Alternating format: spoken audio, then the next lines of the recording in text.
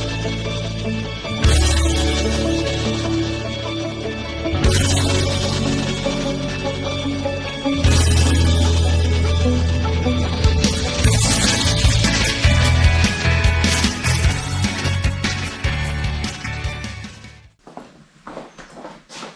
mini enthusiasts, how are you doing? Welcome back. I hope you're well and I hope you're having a great day.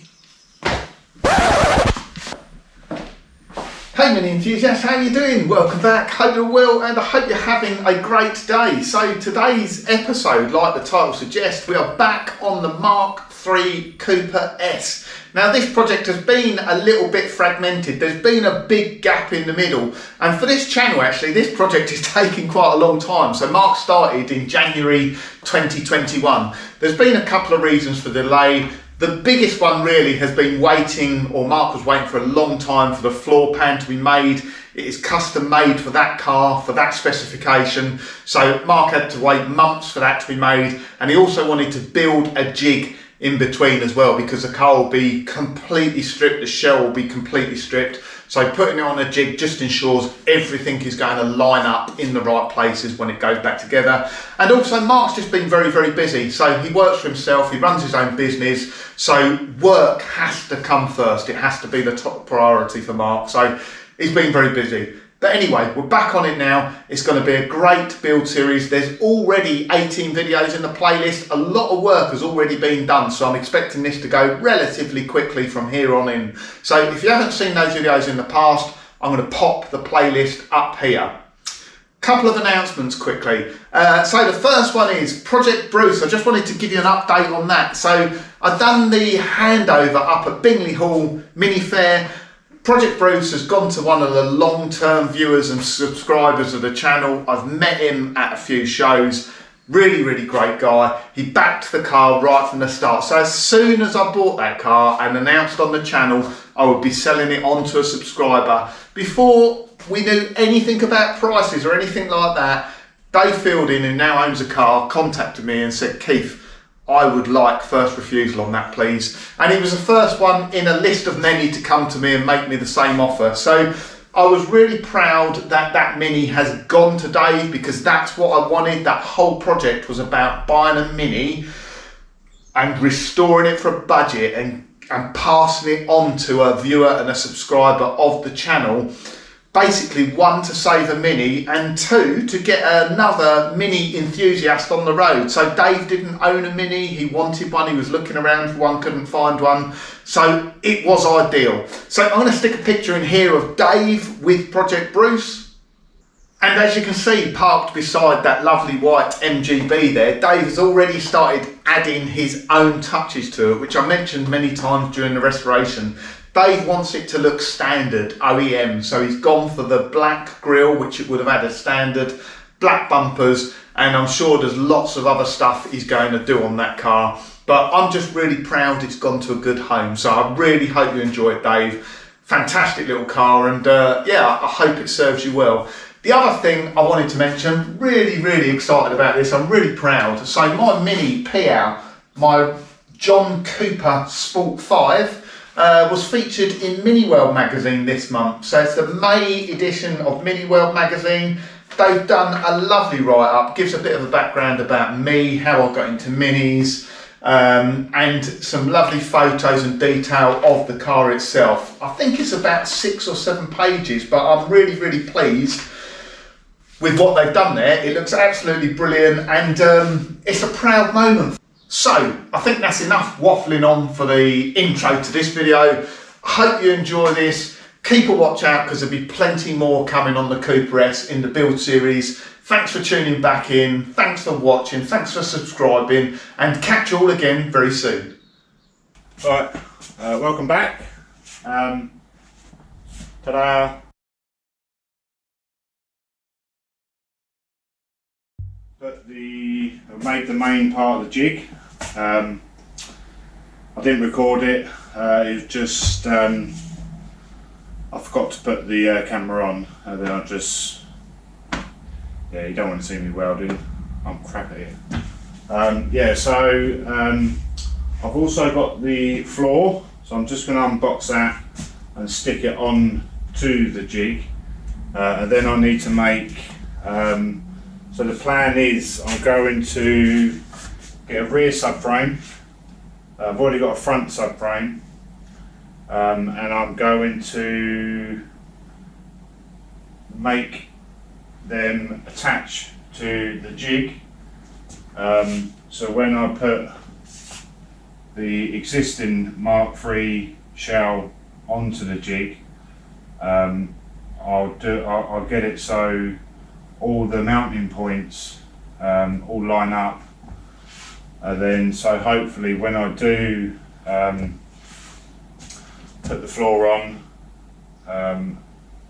I'll have reference points to line everything up and make sure it's all square, and it's got the correct measurements and whatever. So yeah, so I'm just going to unbox that. I'm still looking for a rear subframe. I don't want to buy a new one. I'm just going to cut it about and weld it to a load of bits of metal so I can effectively bolt it on to the back of the jig. So yeah, I've actually got off the internet a load of, I don't know if you can see that, a load of reference points and measurements for everything on the floor pan, the rear subframe, front subframe, so I can effectively, assuming my Mk3 shell is all aligned properly, these measurements should tie into to my shell and the new floor. So there's going to be a bit more sort of jiggery pokery making stuff, so I'm not quite ready to put the floor on the jig and put the shell onto that yet. So let's get the floor unboxed, and I'm just going to stick it on there for now, and then I need to have a play around with it.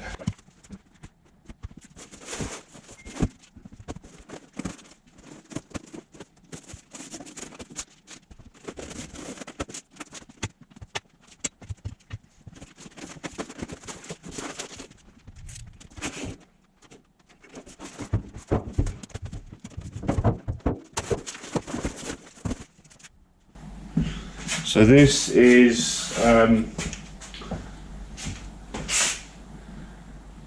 full Mk3 Cooper S complete floor. Now, from my understanding, this has come from M-Machine. M-Machine have actually made this specifically for me. And apparently they just do it with the tunnel section, obviously the hill board and 2 floor pans, and then obviously the inner and outer seals, or the outer seals. I'll just show you that.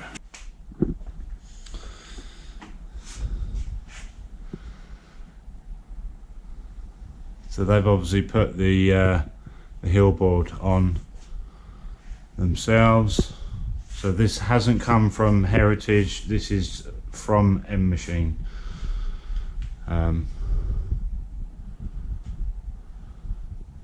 I actually asked them to put these slinger brackets on, because they would have been on there originally. They weren't going to put them on, but I said I wanted them on there.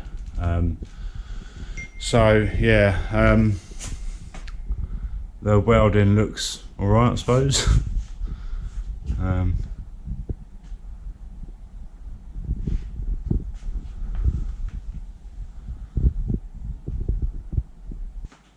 I don't know, I assume they've got their own jig at M-Machine that they use to make sure that it's all aligned. So I will check all the measurements with the measurements got on the sheets there. Yeah, looks alright, looks like a floor, doesn't it?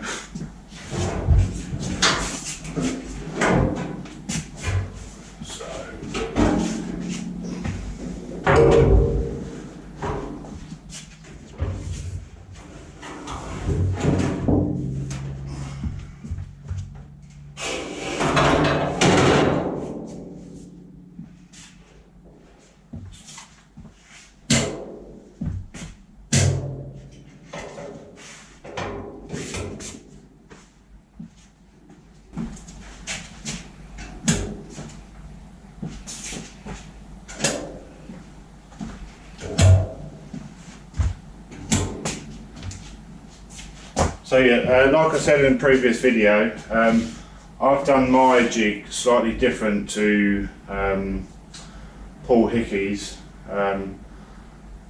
Mine is actually shorter in width, and Paul has legs that actually come down and lift the wheels off the floor. But I didn't want that. I want to be able to move it all around and then raise it up and down to suit what height I might need. Obviously this is kind of the perfect height for welding, lifting the shell onto, and actually thinking about it, it's actually perfect for spraying the whole sort of bodywork. Once the floor, once the underside is all done, it's just, I can just put it on there, put a bit of carpet underneath it, and then I can just leave it there and spray it all. So yeah, it's actually worked out better for me and how I need it, because then it's got multiple uses. So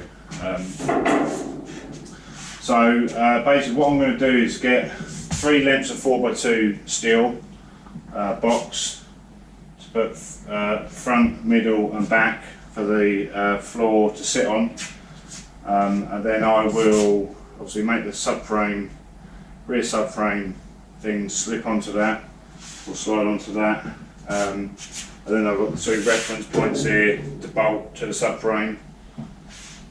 I'm actually going to use the holes in the front floor pan areas, you know, where the grommets go, to align that central and pretty much be my starting point for lining the front up to the rear subframe.